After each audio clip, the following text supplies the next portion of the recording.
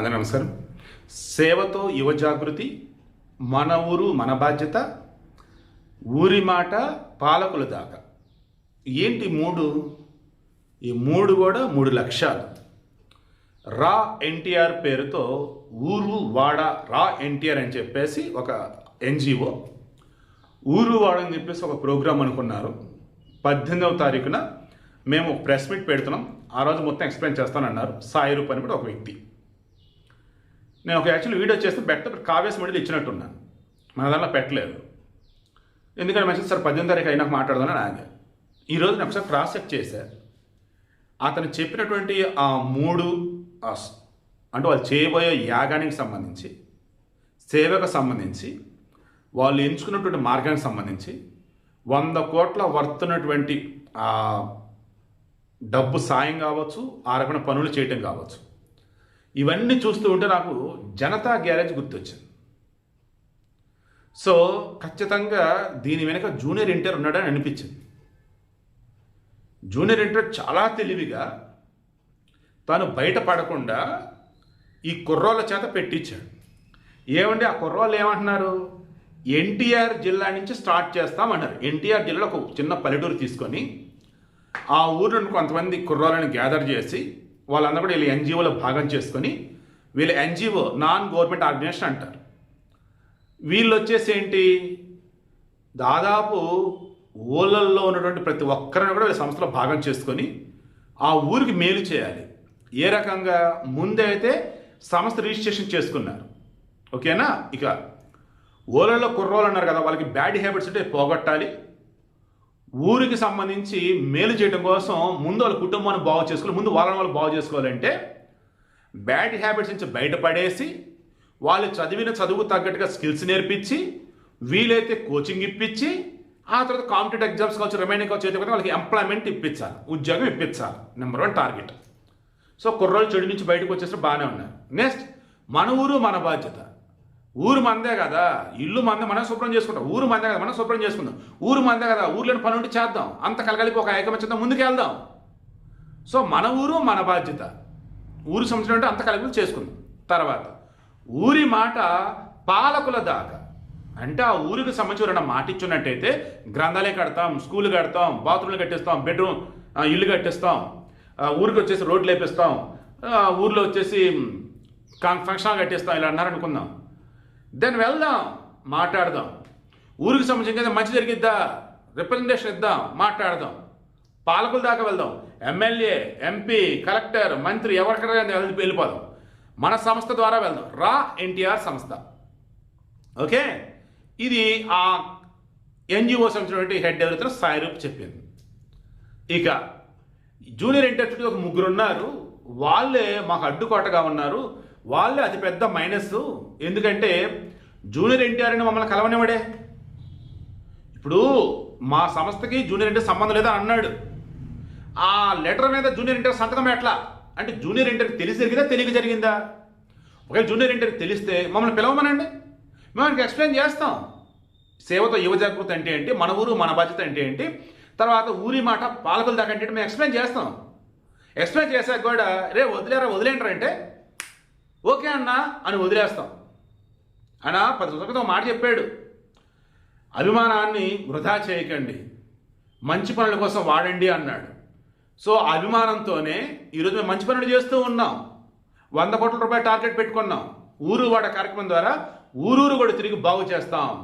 So junior NTR అదే explain చేస్తాం. మాకు అపాయింట్మెంట్ ఇస్తే ఆయన అపాయింట్మెంట్ ఇవ్వకుండా అసలు ఆయనకి తెలుసులేదో చెప్పకుండా ఉంటే ఎలాగండి అని అంటున్నాడు. బట్ ఐఆమ్ షూర్ జూనియర్ ఎన్టీఆర్కి తెలిసి ఇదంతా జరుగుతుంది. అవునన్నా కాదన్నా జూనియర్ ఎన్టీఆర్ కొంచెం పిరికివాడు. ఇది నేను చాలా పాజిటివ్గా మాట్లాడుతున్నాను. ఎటువంటి పిరికివాడు అంటే, గబక్కన మనకి చేరేదని చేస్తే ఏమైనా అయిద్దామో, వద్దులే వేసి చూద్దాం, కొంచెం నెమ్మదిగా మాట్లాడదాం, అలా అనమాట. పిరికి కూడా అనకూడదేమో, లౌక్యం అందామా, తెలియగలవడందామా. బట్ ఎన్టీ రామారావు పేరు తీసి వైఎస్ఆర్ పేరు పెట్టారు కదా జగన్మోహన్ రెడ్డి, అప్పుడు గట్టిగా మాట్లాడాల్సిన మనిషి వైఎస్ఆర్ అని ఎన్టీఆర్ అని ఒకటన్నాడు. కానీ చెప్పిన విధానం చూసి నాకు అనిపించింది, ఏంటి బాబు ఎంత ఇదిగా మాట్లాడుతున్నాడు, అదే సైలెంట్ కూడా అయిపోయారు కదా అనిపించింది. చంద్రబాబు నాయుడు సత్యమణి మీద ఘోరాతి ఘోరంగా వైసీపీలు మాట్లాడుతుంటే భువనేశ్వర్ గారి మీద నోరెత్త ఒక మాట మాట్లాడేది ఈ మనిషి. అప్పుడు నాకు అనిపించింది, అయితే తెలివిగా ఉండాలా, లేదా భయంతోనే ఉండాలా, లేదా మనకెందుకు ఈ రాజకీయం చెప్పేసి అనుకుని ఉండాలి ఈయన అనుకున్నా. సో అటువంటి వ్యక్తి డైరెక్ట్ రాజకీయాలకు వస్తాడా? రాడు. సో తెలివిగా వ్యవహరిస్తూ జాగ్రత్తగా ఉంటూ ముందు స్వచ్ఛంద సేవా కార్యక్రమాలు ఇలా చేపిస్తున్నాడు. రేపటి రోజు దాన్ని ఆయన ఎంటర్ అవ్వచ్చు. నా అభిమానులు ఈ రకం చేస్తున్నారు కదా, నాకు బాగా నచ్చింది, నేను కూడా చేస్తా అని చెప్పేసి ఆయన కూడా ఇన్వాల్వ్ అవ్వచ్చు. ఆ తర్వాత మొత్తం ఇంకా అఫీషియల్ వేలు ఇంకా బ్రహ్మాండం చేసుకుంటా పోవచ్చు. అప్పుడు జూనియర్ ఎన్టీఆర్ సేవా సంస్థ ద్వారాగానే ఉంటాడా చిరంజీవిలాగా? అఫ్ కోర్స్ ఆ తర్వాత చిరంజీవిలాగా రాజకీయాల్లోకి వస్తాడా? అఫ్ కోర్స్ ఆ తర్వాత మనకొచ్చే రాజకీయం చెప్పి పక్కకి వెళ్తాడా? భవిష్యత్తు నిర్ణయించింది. ఇప్పుడు నేను చెప్పదలుచుకుంది అయితే, మీలో చాలామంది జగన్ అభిమానులకు నచ్చవచ్చు నచ్చకపోవచ్చు, చాలా ప్రాక్టికల్గా మాట్లాడుతున్నా. రీసెంట్ టైమ్స్లో జగన్ ప్రవర్తిస్తున్న విధానం, ఆయన మాటలు చూస్తుంటే వైసీపీలో ఉన్న వాళ్ళకి చిరాకు వస్తుంది. 10 సంవత్సరాల పిల్లోడు యాక్సిడెంట్ చేశాడు, మంచి చచ్చిపోయాడు, అయితే ఏంటంట అన్నట్టుగా మాట్లాడాడు. ఇలా చెప్పుకుంటూ పోయినట్టయితే వాళ్ళ మనుషులు చేసిన హత్యలను కూడా అయితే ఏంటన్నట్టుగా అంటున్నాడు. ఇంకా ఆయన ఇంకా నాయకులు ఎవరైనా ఉంటారా? మీరే చెప్పండి. అండ్ జనసేన, టీడీపీ, బీజేపీ కలిసే ఉన్నారు. నెక్స్ట్ ఎన్నికలలో కూడా ఆల్మోస్ట్ కలిసే ఉంటారు. ఈలోపు జగన్ ఏంటో తన వేలు తనకు అన్నీ పొడుచుకుంటాడు. వైసీపీని ఆల్మోస్ట్ పాత్రను తొక్కేస్తాడు జగన్మోహన్ రెడ్డి, ఆయన పనుల వల్ల, ఆయన మాటల వల్ల, ఆయన చేష్టల వల్ల. దాంతో ఇంకేమైంది? ఒక కొత్త పార్టీకి అక్కడ స్పేస్ అన్నది ఉంటుంది. త్రివిక్రమ శ్రీనివాస్ అన్నట్టు అక్కడ స్పేస్ లేదు, కానీ ఆయన తీసుకున్నాడు అని సిరివెన్ సీతారామశాస్త్రి పాఠకు చెప్పినట్టు అక్కడ స్పేస్ ఉంది. సో దీన్ని వాడుకుంటాడు ఎవరు? జూనియర్ ఎన్టీఆర్. ఏ రకంగా? జూనియర్ ఎన్టీఆర్కి సంబంధించి పెదన్న అంటారు మన అన్న ఎన్టీఆర్ అభిమానులు ఉంటారు చూసారా, వాళ్ళలో కొంతమంది చంద్రబాబు అంటే పడదనమాట వాళ్ళు.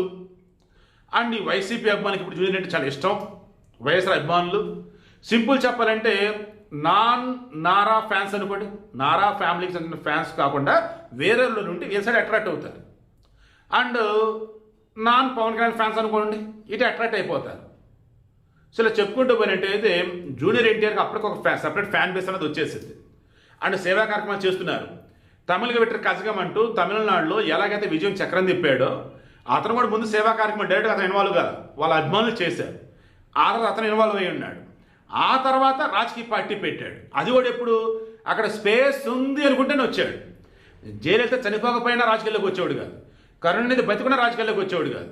సో కరుణానిధి చనిపోయాడు, అంటే మన రజనీకాంత్ పార్టీ పెట్టలేదు, జయలలిత చనిపోయింది, పాపం విజయకాంత్ హెల్త్ బాగాలేదు, అండ్ మరో పాపం ఆయన చనిపోయినాడు. ఇక అక్కడ ఒక కొత్త సెంటర్కి స్పేస్ ఉంది అక్కడ, అందుకు విజయ్ వచ్చాడు, సక్సెస్ అయ్యాడు. ఇలా భవిష్యత్తులో రావచ్చు స్పేసు, అప్పటికప్పుడైనా మనకు కష్టం కాబట్టి ఇప్పటి నుంచి గ్రౌండ్ ప్రిపేర్ చేసుకుందని చెప్పేసి జూనియర్ ఎన్టీఆర్ అనుకుంటే నాకు అనిపించింది. ఈయన కేసు తేడాగా ఉందనుకో, నాకు వాళ్ళకి సంబంధం లేదు, మంచి పనులు చేస్తారంటే మీరు వాళ్ళతో కలవండి, లేదంటే వాళ్ళు వదిలేయండి అని చెప్తాడు. అంతా బాగుంది అనుకోండి, ఎస్ అభిమానులు ముందు వాళ్ళే స్టార్ట్ చేశారు, ఇప్పుడు నేను కూడా వాళ్ళతో కలిసి అని చెప్పొచ్చు. సో చాలా ప్రాక్టికల్గా చాలా తెలుగు అడిగేసినట్టు నాకు అనిపిస్తుంది. బట్ ఐఎమ్ షూర్ రానున్న రోజులలో అయితే జూనియర్ ఎన్టీఆర్ అయితే ఒక క్రూషియల్ రోల్ అయితే ప్లే చేస్తాడు తెలుగు రాజకీయాల్లో, ఇదైతే నిజం. మరి అది ఎలా ఏంటనేది చూద్దాం భవిష్యత్తులో. బట్ మరలా చెప్తున్నా, చాలా చాలా తెలియగలడు జూనియర్ ఎన్టీఆర్ అని మరలా ప్రూవ్ చేశాడు.